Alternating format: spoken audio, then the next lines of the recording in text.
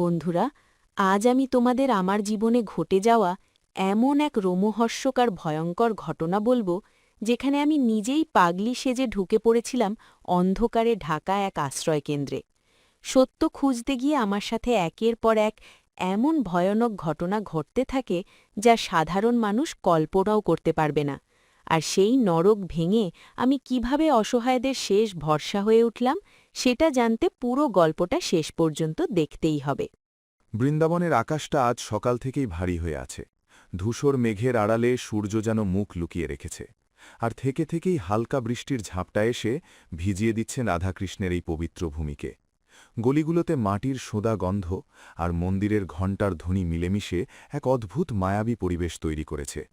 বৃষ্টির ফোঁটা যখন গাছের পাতায় পড়ছে, মনে হচ্ছে প্রকৃতি নিজেই কোনো করুণ ভজন গাইছে। ঠিক এমন এক মোহময় সন্ধ্যায় বৃন্দাবন বাসস্ট্যান্ডে এসে নামল এক সাধারণ গ্রাম্য মহিলা। পরনে তার বিবর্ণ সুতির শাড়ি, পায়ে সস্তা ছিঁড়ে যাওয়া চটি, আর কাঁধে একটা পুরনো ঝোলা ব্যাগ। চেহারায় রাজ্যের ক্লান্তি, চোখে এক অদ্ভুত সরলতা।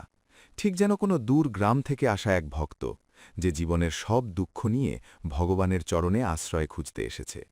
ভিড়ের মধ্যে তাকে দেখে কেউ দ্বিতীয়বার ফিরে তাকাবে না, কিন্তু এই সাধারণ অবয়বের আড়ালে লুকিয়েছিল এক অগ্নিকন্যা।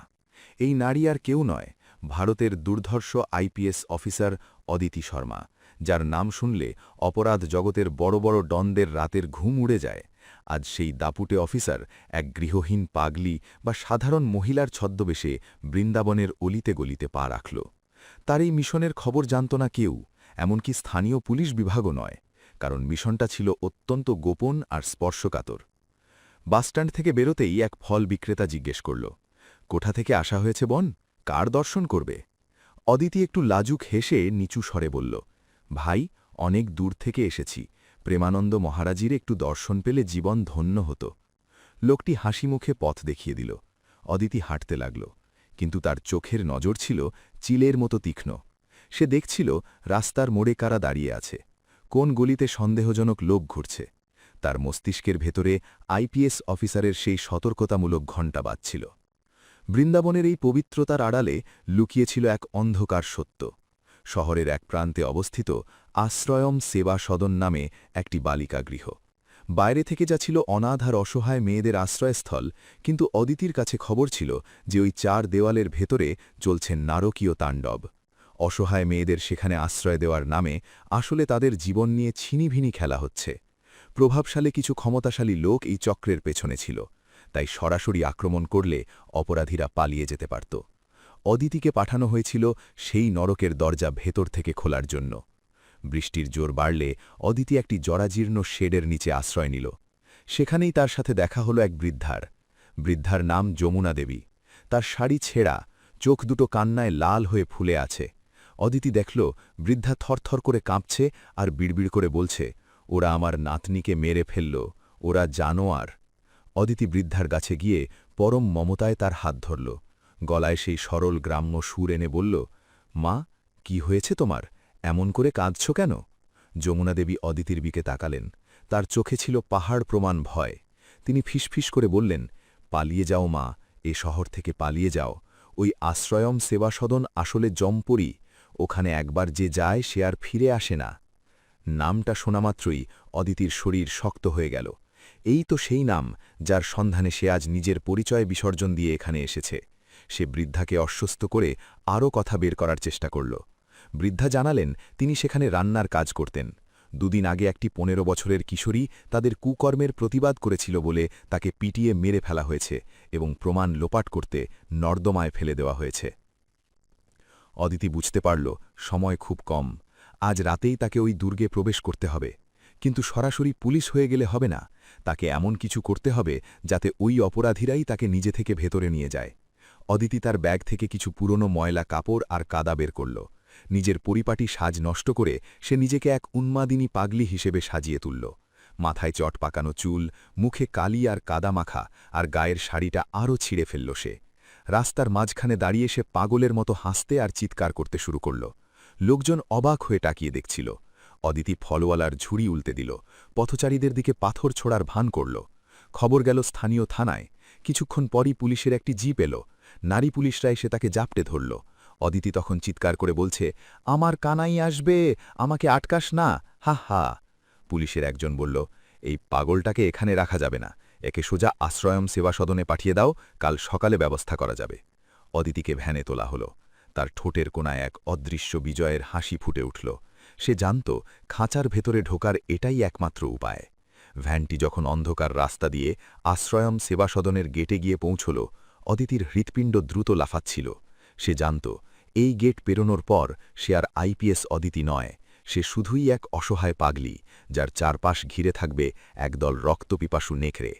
ভ্যান থেকে নামানোর সময় অদিতির কানে এলো এক কর্কশ নারী কণ্ঠ, আর একটা উপদ্রব এলো, একে সোজা কালকুঠুরিতে ফেল। ভারী লোহার গেটটা যখন ক্যাচ ক্যাচ শব্দে বন্ধ হল, অদিতি বুঝতে পারল সে এখন সেই নরকের কেন্দ্রবিন্দুতে।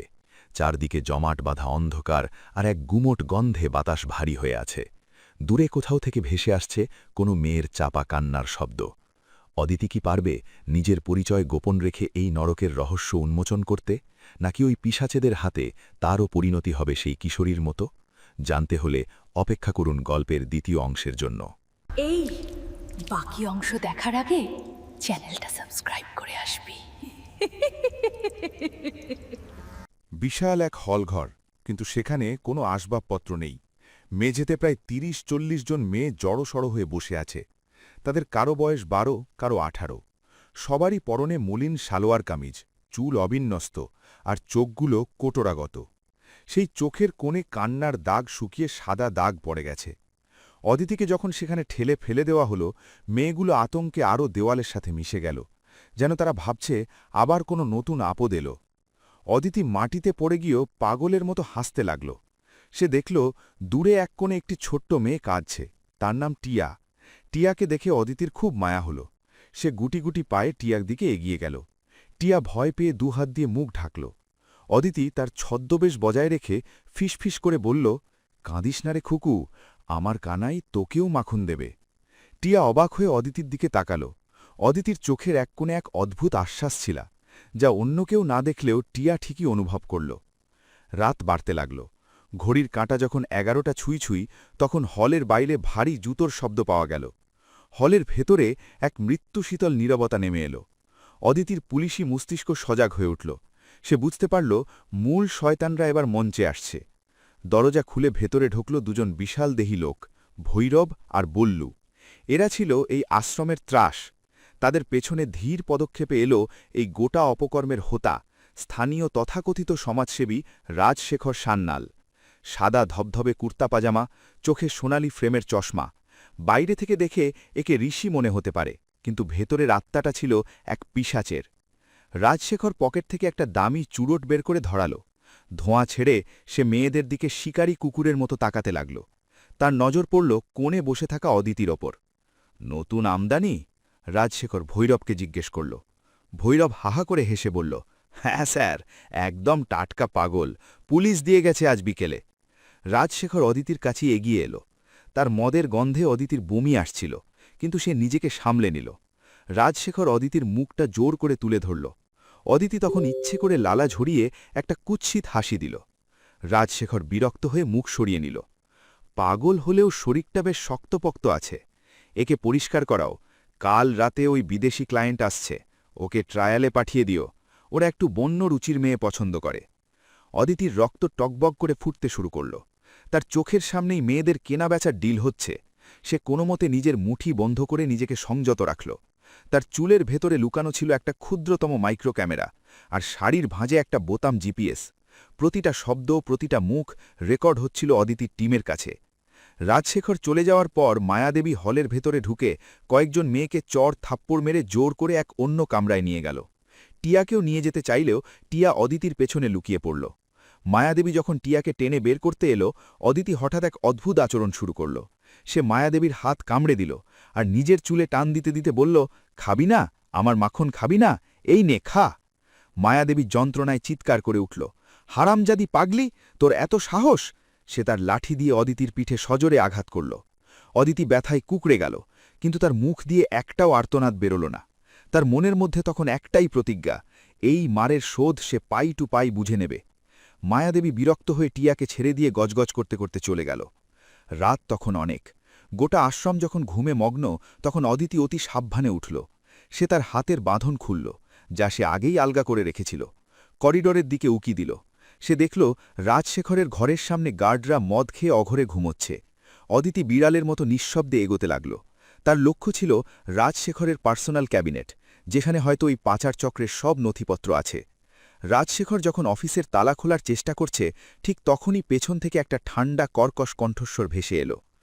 পাবলিরা তো তালা খুলতে জানে না, তবে কি তুমি পুলিশ নাকি অন্য কেউ? অদিতি চমকে পেছনে ফিরল। দেখল মায়াদেবী তার হাতে একটা ধারালো ছুরি নিয়ে দাঁড়িয়ে আছে। তার চোখে সন্দেহ আর খুনের নেশা। মায়া বুঝতে পেরেছে যে এই পাগলি আসলে তাদের সাজানো সাম্রাজ্যের ভিত নাড়িয়ে দিতে আসা এক জীবন্ত কালনাগিনী। মায়া চিৎকার করে ওঠার আগেই অদিতি বাঘিনীর মতো ক্ষিপ্রতায় তার কবজি চেপে ধরল। হাড় মর্মর শব্দে মায়ার হাত থেকে ছুরিটা নিচে পড়ে গেল। অদিতি তার দরাজ গলার স্বরে গর্জে উঠল, তোর চিৎকার করার সময় শেষ হয়ে গেছে মায়া, এবার হিসেব দেওয়ার পালা। এই দেওয়ালে বন্দি প্রতিটি মেয়ের চোখের জলের হিসেব আজ তোকে দিতেই হবে। মায়া যন্ত্রণায় কুকড়ে গিয়েও এক বিভৎস হাসি হাসল। তুই একা এই দুর্গের বাইরে যেতে পারবি না রে ছুরি, তোকে ছিঁড়ে টুকরো টুকরো করে নর্দমায় ভাসিয়ে দেব। ভৈরব, বল্লু, ধর একে। নিচতলা থেকে সিঁড়ি বেয়ে ডজনখানেক সশস্ত্র গুন্ডার ভারী বুটের শব্দ প্রতিধ্বনিত হতে লাগল। অদিতি জানত তার টিম সিগন্যাল পাওয়ার পর মেন গেট ভেঙে ভেতরে পৌঁছতে আরও অন্তত 10 মিনিট সময় নেবে, কিন্তু এই 10 মিনিট তাকে একাই এই যমদূতদের সামলাতে হবে। তার হাতে একটা লোডেড পিস্তল। রাজশেখর দাঁত কিড়মিড় করে বলল, অনেক হয়েছে হিরোগিরি, তুই যেই হোস না কেন, আজ তোর লাশ এখান থেকে কেউ খুঁজে পাবে না। রাজশেখর ট্রিগার টিপতে যাবে, ঠিক তখনই নিচতলা থেকে এক বিকট শব্দ শোনা গেল, ধড়াম। গোটা ভবনটা যেন ভূমিকম্পের মতো কেঁপে উঠল। আশ্রয়াম সেবা সদনের সদর দরজা বুলেট প্রুফ গাড়ি দিয়ে ভেঙে চুরমার করে ভেতরে ঢুকে পড়ল পুলিশের স্পেশাল কমান্ডো বাহিনী। সাইরেনের সেই তীক্ষ্ণ শব্দে রাজশেখরের হাত কেঁপে উঠল। সেই ভগ্নাংশ সময়ের সুযোগে অদিতি এক চিতাবাঢ়ের মতো লাফিয়ে রাজশেখরের ওপর ঝাঁপিয়ে পড়ল এবং তার হাতের পিস্তলটা কেড়ে নিল। অদিতির এক জোরালো ঘুষি রাজশেখরের নাকে লাগল, আর তার শৌখিন সাদা কুর্তা নিমেষেই কলঙ্কিত রক্তে লাল হয়ে গেল। রাজশেখর মাটিতে পড়ে গিয়ে প্রাণ ভিক্ষা চাইতে লাগল। পরের কয়েক মিনিট ছিল যেন এক প্রলয়। কমান্ডোরা প্রতিটি ঘর তল্লাশি করে গুন্ডাদের একে একে কাবু করতে লাগল। সারা ভবনে তখন বুটের শব্দ আর অপরাধীদের আর্তনাদ। ইন্সপেক্টর রাঘব দ্রুত অদিতির কাছে পৌঁছে স্যালিউট দিয়ে বললেন, ম্যাম, আপনি কি ঠিক আছেন? আপনার মাথা থেকে রক্ত পড়ছে। অদিতি দেওয়ালের গায়ে হেলান দিয়ে নিজের ঘাম আর রক্তমাখা মুখটা মুছল। তার মুখে তখন এক পবিত্র বিজয়ের তৃপ্তি। সে শান্ত অথচ দৃঢ় কণ্ঠে বলল, আমি ঠিক আছি রাঘব, আগে ৩ নম্বর হলের সব মেয়েদের মুক্ত করো, আর এই রাজশেখর সান্যাল আর মায়াদেবীকে আলাদা খাঁচায় ভরো, এদের যেন এক মুহূর্তের জন্যও ছাড় দেওয়া না হয়। হলঘরের ভেতরে যখন পুলিশরা অস্ত্র হাতে ঢুকল, মেয়েরা প্রথমে আতঙ্কে একে অপরকে জড়িয়ে ধরে কোণ ঠাসা হয়ে পড়েছিল। তারা ভেবেছিল হয়তো নতুন কোনো অত্যাচার শুরু হতে যাচ্ছে। কিন্তু অদিতি যখন বিধ্বস্ত শরীরে রক্তমাখা শাড়িতে হলের ভেতরে ঢুকল, তখন এক অলৌকিক নীরবতা নেমে এলো। টিয়া দৌড়ে এসে অদিতিকে জড়িয়ে ধরল। দিদি, তোমার অনেক রক্ত বেরোচ্ছে, ওরা তোমাকে মেরে ফেলেছে। টিয়ার গলার স্বরে তখন হাজারো অব্যক্ত যন্ত্রণা। অদিতি টিয়াকে বুকে টেনে নিয়ে তার কপালে চুমু খেয়ে বলল, না রে সোনা, তোদের দিদি মরে যায়নি, বরং তোদের জন্যে স্বাধীনতা নিয়ে এসেছে। দেখ, বাইরে এখন ভোরের আলো ফুটবে, তোদের আর কোনো ভয় নেই। পুলিশের হাতে একে একে ধরা পড়ল রাজশেখর, মায়াদেবী, ভৈরব আর বল্লু। তাদের যখন হাতকড়া পরিয়ে ভ্যানে তোলা হচ্ছিল, বৃন্দাবনের মানুষগুলো রাস্তায় ভিড় জমাল। কেউ বিশ্বাসই করতে পারছিল না যে এই পরম ধার্মিক সাজা রাজশেখর সান্যাল আসলে এক নরপিশাচ। যমুনা নিবি, সেই বৃদ্ধা, ভিড়ের মধ্যে থেকে কাঁপা কাঁপা পায়ে অদিতির কাছে এগিয়ে এলেন। অদিতির জখম হওয়া হাত দুটো নিজের হাতে নিয়ে তিনি শুধু বললেন, মা, এই পাপের বন জেলে দিয়ে তুমি আজ আমাদের উদ্ধার করলে, ভগবান তোমার মঙ্গল করবেন। পরের দিন সকালের প্রতিটি সংবাদপত্রের প্রধান শিরোনাম ছিল, আইপিএস অদিতি কর্মার রণ্ডচণ্ডী মূর্তি, বৃন্দাবনের অন্ধকার সাম্রাজ্য ধূলিসাৎ। আদালতের নির্দেশে সেই আশ্রয়ম সেবা সদন সিল করে দেওয়া হল, কিন্তু আদতে সেটা অনাথদের জন্য এক নতুন আশার আলোয় পরিণত হল। সরকার ঘোষণা করল যে এই ভবনটি এখন থেকে সরাসরি পুলিশ ও সমাজকল্যাণ দপ্তরের তত্ত্বাবধানে চলবে এবং এর নতুন নাম দেওয়া হল বিজয়িনী ধাম। আইপিএস অদিতি শর্মা যখন কয়েক সপ্তাহ পর সুস্থ হয়ে তার খাঁকি উর্দিতে ফিরে এলেন, তখন তার চেহারায় এক অন্যরকম দীপ্তি।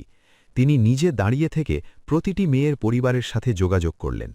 টিয়াকে বৃন্দাবনের এক নামী স্কুলে ভর্তি করানো হল এবং যমুনা দেবীকে দেওয়া হল সেই আবাসের প্রধান মাতৃরূপে দেখাশোনার দায়িত্ব।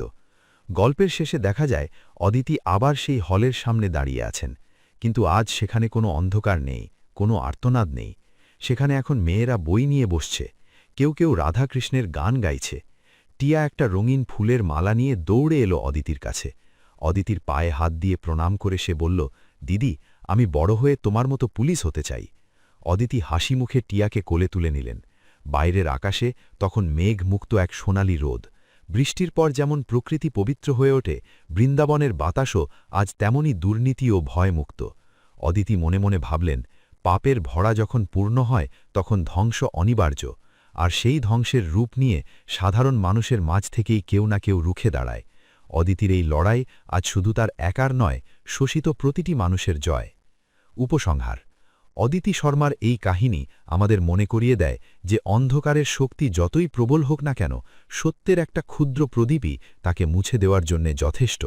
অদিতির বীরত্ব বৃন্দাবনের বাতাসে চিরকাল অনুপ্রেরণা হয়ে মিশে থাকবে।